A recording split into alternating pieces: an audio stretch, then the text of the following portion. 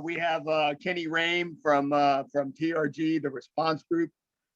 Kenny is the Chief Information Officer at TRG. He's been involved with TRG for 25 years in technology, information technology and security, specializing in GIS and emergency response. His role gives overall direction to all software development, support, and information systems at the response group. And Kenny is an active member of TRG's emergency response team, and he's filled many key roles supporting all hazard incidents and crisis management events. So Kenny, if you could share your screen. Okay, can you see my screen okay? We can see you and hear you, and I'll be back 2 minutes before your time is up. All right, sounds good. Well, thank you for the introduction. And again, thank you for the time to present. I know we've been doing this for probably about 7 or 8 years with your workshop. And, you know, we always like to be helpful and share what we're doing with the community with emergency response and let everyone know where we're going and kind of the lessons learned that we find as we learn as we go along with this. So again, the response group, we're an emergency management and preparedness company. So we provide a lot of services for our clients for exercises, responses, plan writing and maintenance, but we also develop software tools as well to help support that.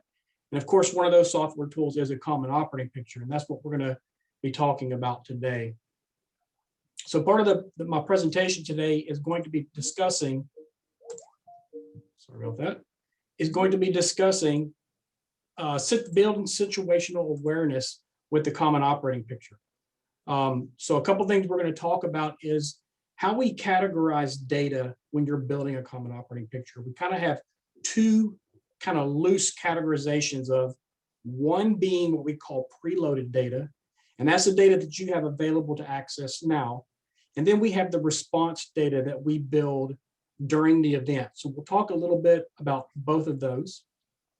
And then we'll talk about integration with multiple vendors and multiple data sources. How do we take all of those data sets that are from different vendors and pull them together to build that single kind of picture for everyone to view? I'm going to talk about common operating picture functionality. What are the tools we need within a common operating picture platform? And then we're going to talk about at the end, displaying all of this for situational awareness for our team members and our users. So I always love to start my common operating picture presentations with this slide. You can see there on the bottom left, this is a common operating picture that we had developed back in the early 2000s. And of course, on the right is something that we're using now. And you can see a lot of evolution there from where we started to where we've been now. Some of the hurdles that we dealt with in the early 2000s was there wasn't as many web-based mapping platforms that were available. So we did use ESRI, ArcIMS, and we are still an ESRI shop. We use all of ESRI's products for all of our mapping. But there was also issues with the availability of data. So now we can go out and we can find numerous sources of data. And sometimes it's too much. Sometimes we find the same data from different vendors or different sources. We have a hard time determining what is the correct data that we're looking for. Well, back then we didn't have that problem, I can guarantee you. And then we also had a smaller community of developers for the web mapping platform. So it wasn't as easy as going out to GitHub, downloading some code and doing some little bit of changes to make it fit what you need. So we have evolved quite a bit. The mapping software has come along quite a bit. And then also, putting in data standards, which has helped that integration piece that we're going to talk about a little bit later.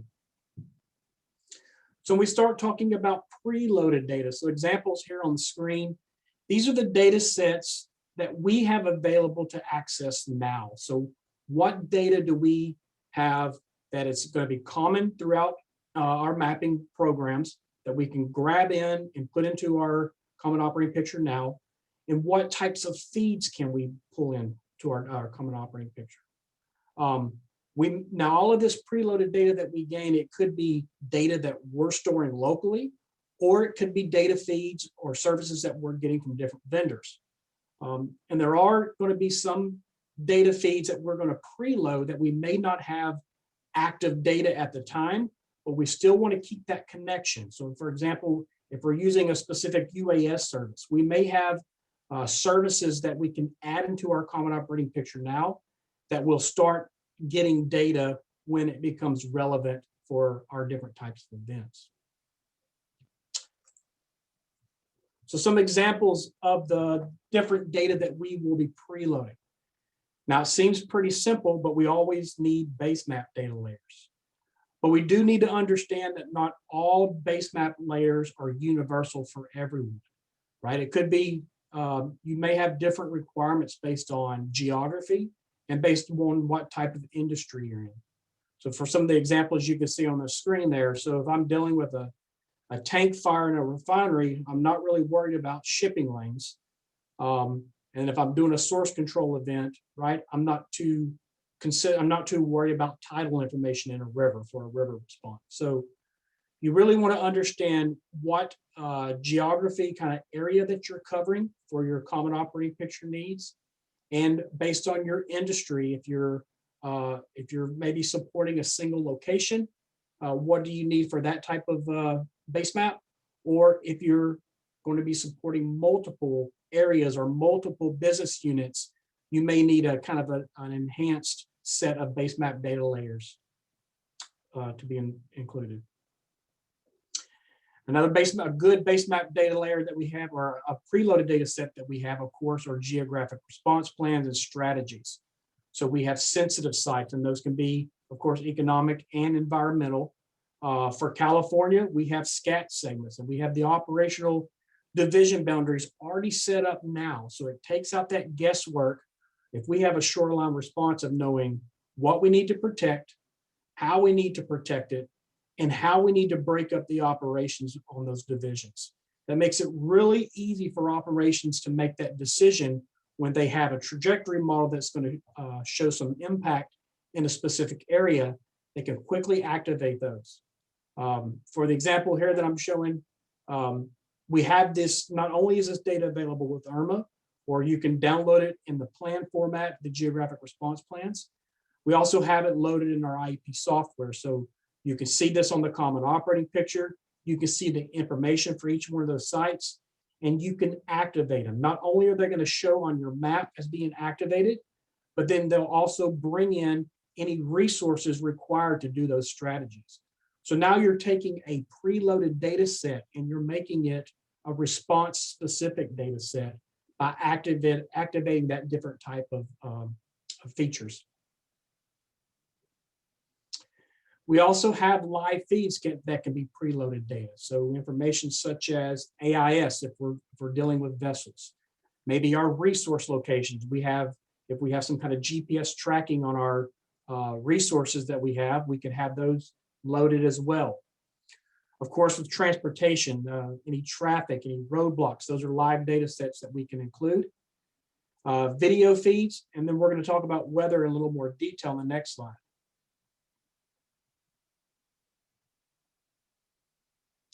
So for weather, of course, we can get current and forecasted weather, winds, current, and then here for the Gulf of Mexico, of course, eddy forecasts.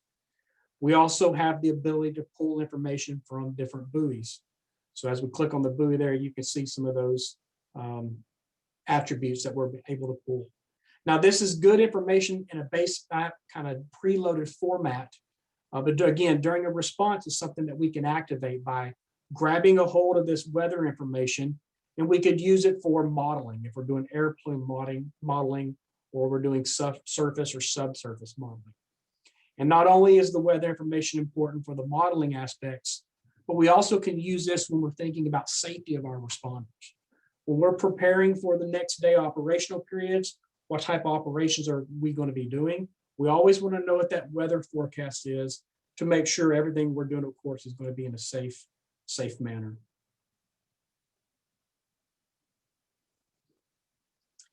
Now for response data, this is the data again that we're going to be creating and maintaining during the event. These can be live feeds that we're pulling in. These can also be stored in data sets that we have. And these can also be coming from different vendors. We may have some vendors providing different pieces of this information that we're pulling together into our common operating picture. Of course, some of the live feeds, live UAS, that's been really big here in the last few years of pulling in UAS data that we have available. Air monitoring data is another feed that we could be bringing in. And then of course, we saw it in the last two presentations, but having the ability to use mobile apps in the field to collect information for different reasons.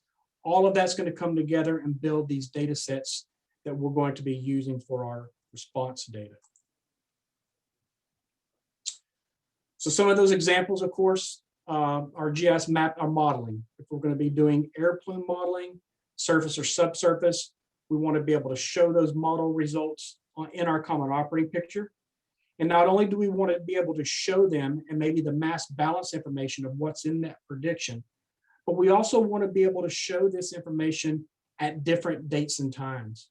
So when we're planning for our next operational period, we want to know what is the prediction of where we're going to see impact. So we make sure that we're focusing our operations where they need to be. Another example on the screen there is the emergency response guide tool that's used for initial isolation zones and downwind zones for different chemicals. Now, this is a really easy tool to run by selecting a chemical and some basic parameters, and it'll give you that quick zones that you can use if you need to either evacuate a specific area or make sure that you have no one downwind from that airplane. For resource tracking, so of course we talked about AIS and GPS that we can attach to the resources that we're tracking in the field, but we also have the ability to check in resources. We can check in the resources, and not only are we checking in and validating the resources that we should have on site, but we're also capturing the location of where they were checked in with the date and time. So now we have a history of that, not only where the resource is moving based on GPS, but where has it been coming in and out of these different areas of operations or zones as we're using them through the response. We can also run audits with our check-in and check-out. So if we're checking in certain resources that we have assigned for our area, and 2 weeks into the response or 2 months into the response, we're starting to see that only 80% of our equipment is actually being used.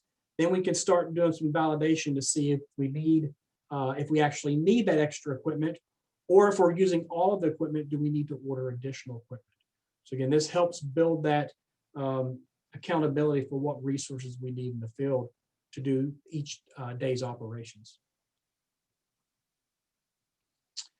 So for field observations, we're going to have a lot of information coming in the field from the field with mobile applications.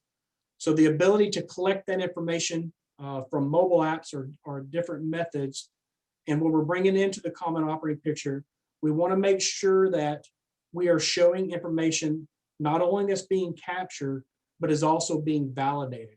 So if we have someone that's reporting information, that they can categorize that information, that it needs to be validated before it's going to be communicated out or displayed on the common operating picture. So we have mechanisms to do that within the IEP software and common operating picture.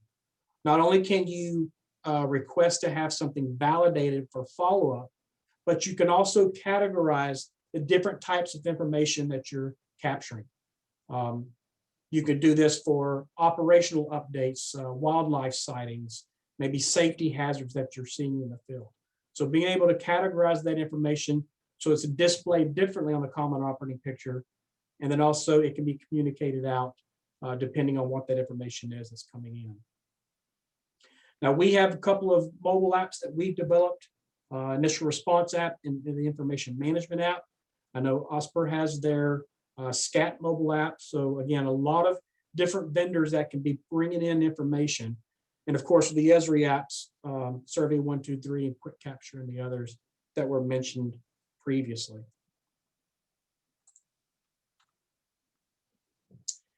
And then we also have UAS applications. So we have a lot of high quality video that's being taken in the field that's coming into our common operating picture. So not only live imagery or live videos of the on-site locations, but we're also to use some more advanced cameras and features with these UAS birds. So for some examples here, as you can see, optical gas imaging cameras, some different infrared cameras. And what this does is it allows us to put equipment out there without putting people in any safety concerns, right? So if we're looking at a chemical release, we can use these different types of cameras to look for any types of gas releases before we have anyone go into those locations. So some of the examples you'll see here kind of in the bottom left, you'll see the little hot spots on this tank where we can see there may be leaks based on that OGI camera that we have there. Not only can we do that, but as you can see in the top right, you can see based on thermal inspections, you can see kind of the product level in some of these tanks as well. The difference there being what a visual inspection looks like versus that thermal. Now also with these, not only are we looking at this as a safety tool to make sure that we're not putting people in harm of any safety concerns, but we also can give operations a better look at what's going on. We worked a large tank fire event with a tethered UAS that we were able to put on top of where the fire foam was actually being deployed. And by doing that, we could stand next to the fire chief and operations to show them the bird's eye view straight down of where the foam application was being sprayed. And by doing that, they cut down on the amount of foam that they were actually using over 50%. So they were more efficient and they could make sure that they were getting those foam applications where they needed to be. So of course, for operational data, so as we're in a response, where are our safety zones that are being established? Any kind of exclusion zones? Do we have any temporary flight restrictions that we want to put in place? And then a lot of the additional data that we may be getting, such as overflight information. We had the last presentation talked about being able to pull that information with a mobile app so we can bring it in and display where the current overflight is showing. And of course, not only do we need that to see on the common operating picture for the current status, but we also are going to use that as we build our trajectory models and make sure that we have the right parameters in and we can use that to correct our different predictions. Now, a lot of the information that comes with the on the ICS forms that we're going to also use during the response. So where are our medical facilities that are on a medical plan? What areas of operations has operations established? What kind of resources at risk do we have on our ICS 232? All of that information can be shown as response data layers as well. Now, when we pull that all together, we've got a bigger picture of base map layers of preloaded data and response data. And then again, not only are we bringing in data sets that we have access to, but we also have other vendors providing some of this. So that's where the challenge comes to bringing all this information together in one picture. So a couple of ways that we can do that. Of course, having those communication with some of the vendors beforehand always helps. I know we've worked with Osprey, we've worked with Rhame on numerous responses with the ability to try to share information. So that's always helpful to be able to exercise that or test it before that you actually need it during a response. Also following standards for your data. So for us, the OGC, we follow the OGC standards for our compatibility. And they also helpful is always the data sharing agreements. So with our common operating picture, what is being displayed, who is the source of each information, and how are we going to make sure that it's updated for everyone. Now, when we view all of this data, there's going to be different ways we can view it. Of course, we may need to see it in the field on mobile applications. We also may need to see it on a dashboard. So we have a variety of different ways that we can display it. And then to build that overall situational awareness, we want to make sure that we're flexible with where it's being displayed. Of course, we can have the bottom left, a very large display of ICS forms in a fully digital situation status board. We don't always have that same luxury. We may just have a projector screen like shown in the center there, and then on the bottom right, we may be out in the field with the ability to show the situation status board taped on a trailer and have a display for the common operating picture. And then just to summarize, again, discuss and agree on what data sets you need, again, based on geography or your industry. And make sure you prepare your common operating picture with those data sources now. Don't wait until you get to a response. One other thing I want to point out is the common operating picture is not going to replace maps. There is still always going to be a need for paper maps to either get out into the field for some of your operations team, or there may just be some people that are not going to jump on the technology and they still need paper maps. So there's always still that need. And that's it. Thank you, Jed. Hey, you're welcome, Kenny. I agree with you on that one. Paper maps are never going to go away. Yeah, we can have all the most sophisticated electronic visual tools, but people like to scribble, make notes, That's right. and put Post-its, and that will always be there. I also want to say, we OSPR GIS, we've been working with TRG for an awful long time, and I'll admit, in the beginning,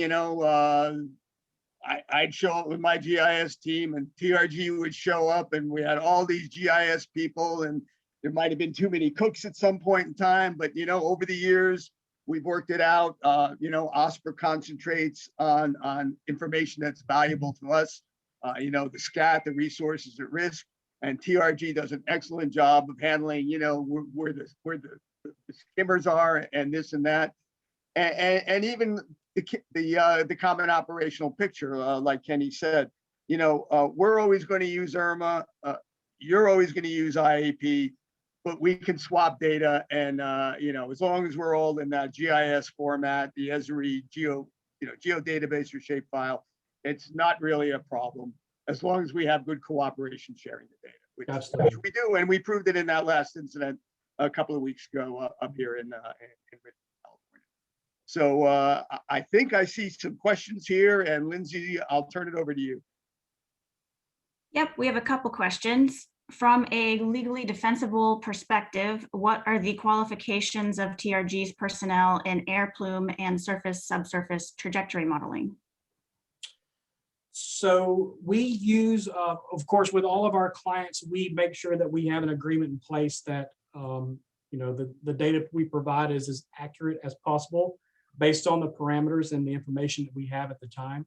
So we do kind of have a disclaimer, with any kind of modeling software, there's always room for error. The softwares that we use, we're very open about what platforms we use. And we also give all of the information that we have at the time with our modeling. So it's not just a prediction of here's where it's going to go. We give the prediction of where it's going to go and what inputs we're able to put into the model to come up with that, those best modeling that we have. Thanks. And there's another question from William Hazel. Could you describe your strategy for preservation of data and redundancy of data vis-a-vis loss of internet connectivity? Yep. So for our hosted environment on the cloud, we've got full redundancy, multiple data centers across. We currently use AWS, but all of the data we also produce, we also bring internally to the people that are supporting it local at that response. So we have large storage devices that we can bring that data local. So if we had to run it local for a period of time for an internet outage, we could do that. And then we also have procedures to pushing that information back out to the cloud once an internet connection is established, and we can go live with the online cloud hosted again.